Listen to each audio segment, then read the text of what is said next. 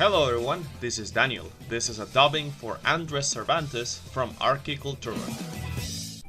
It's time to head to the United States to see the evolution of the Capitol, the building that houses the legislative power of that country. We begin in 1792, when Secretary of State Thomas Jefferson initiated a contest to select the designs for the Presidential Palace and the seat of Congress. The site chosen for the Congress Palace was an area known as Jenkins Hill, named after a cattleman named Thomas Jenkins who grazed his livestock in these fields. In 1793, Thomas Jefferson renamed the place Capitol Hill in honor of the Capitoline Hill, one of the 7 hills on which Rome was founded. It is worth noting that this hill in Rome had a religious connotation and not a political one. In the case of the United States, the Congress Palace also took the name of the Capitol, which was extended to many Congress buildings around the world. The Capitol would be located in an area with sloping topography, a detail that would condition the final morphology of the building. The design chosen was by American architect William Thornton, although it was later modified during the execution of the work. The building would be divided into 3 main parts: the central area, the Senate wing to the north, and the House of Representatives wing to the south. The works began with the Senate wing, but before it was completed, the first session of Congress was held in 1800. After this, the Senate wing was completed.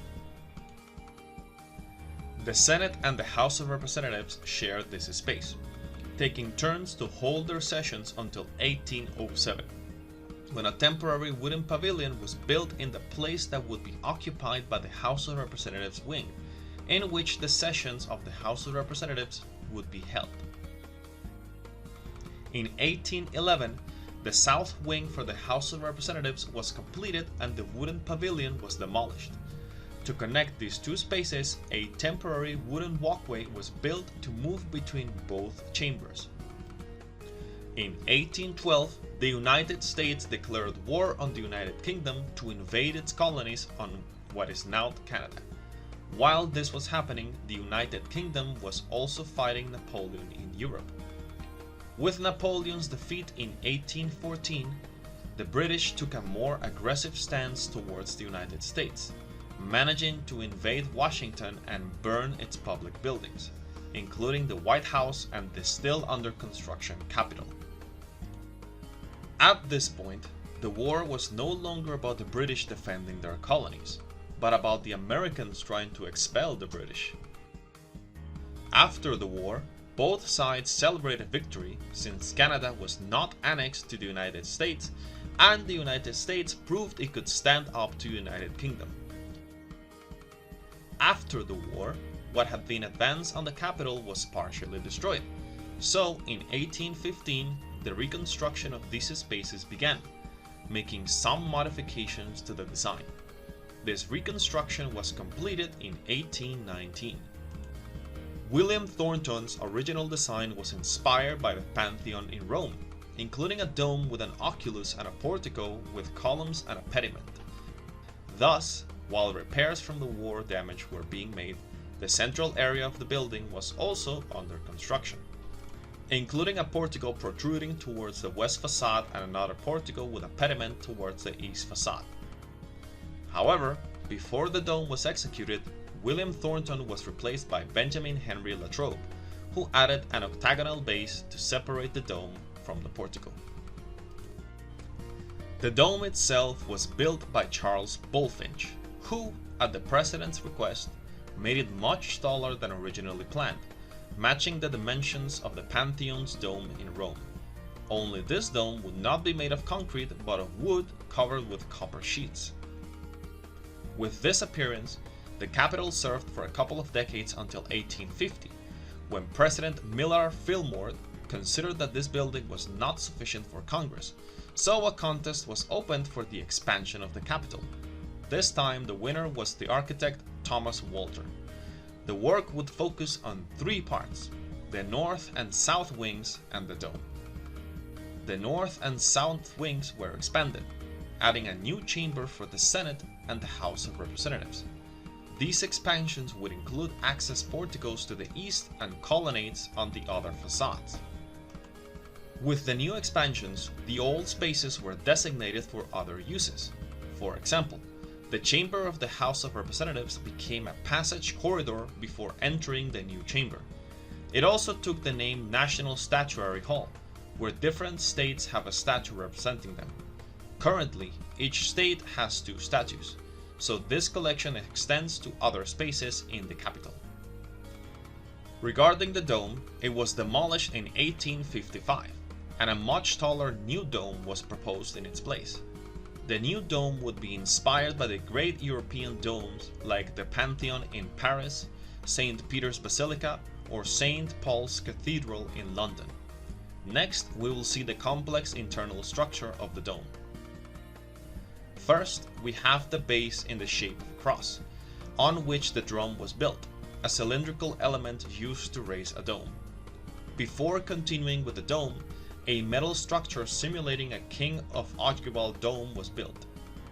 Supported directly on the drum is the first dome, a coffered dome aiming to emulate the forms of the Pantheon's dome in Rome, including the opening in the middle, only in this case the opening is bordered by a balustrade.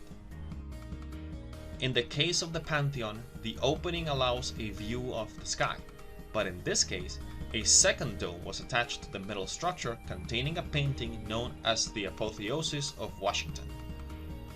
Before continuing with the third dome, a second body of the drum was built, anchored with metal structures to the main structure, and on this, the third dome was built, also anchored with metal structures to the central structure.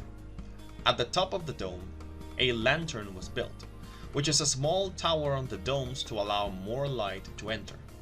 In this case, the lantern does not fulfill that function. On top of all this, the Statue of Freedom, inspired by the goddess Athena, was installed. In 1866, after 11 years, the iconic dome of the Capitol was completed. Due to the shape of the terrain, although the building was stable, it gave the illusion that it could slide down the hill. So, in 1875, landscaping work began around the Capitol. First, a terrace leveling the terrain around the building was created. This space was used to add a series of rooms in the basement. To access the terrace level from below, a monumental staircase was built. It is worth remembering that the city of Washington was designed by drawing a series of axes that extend into the gardens around the Capitol.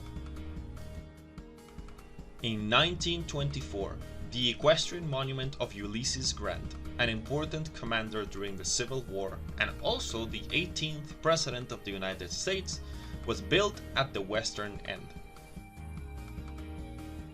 In 1958, the sandstone columns of the east portico were replaced with marble ones, while the original columns in the following decades would be taken to the United States National Arboretum, where visitors would often compare them to Roman ruins.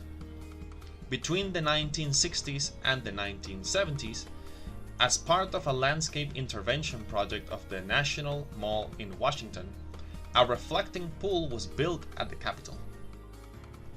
During all this time, most of the inauguration ceremonies of the Presidents of the United States had been held at the entrance of the Capitol until Ronald Reagan's inauguration in 1981, when the ceremony was held on the west facade facing the Washington Monument.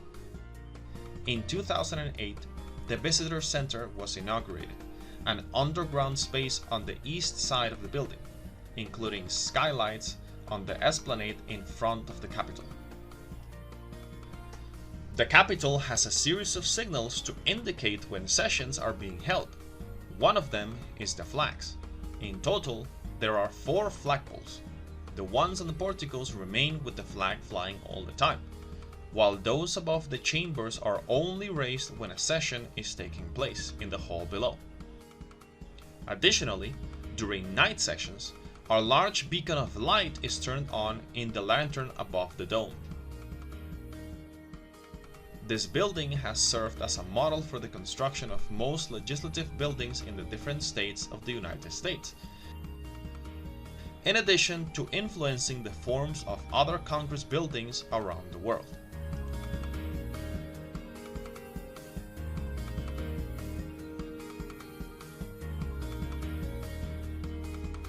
And well, that has been all for today.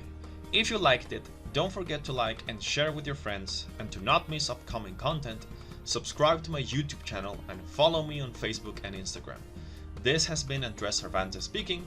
See you next time.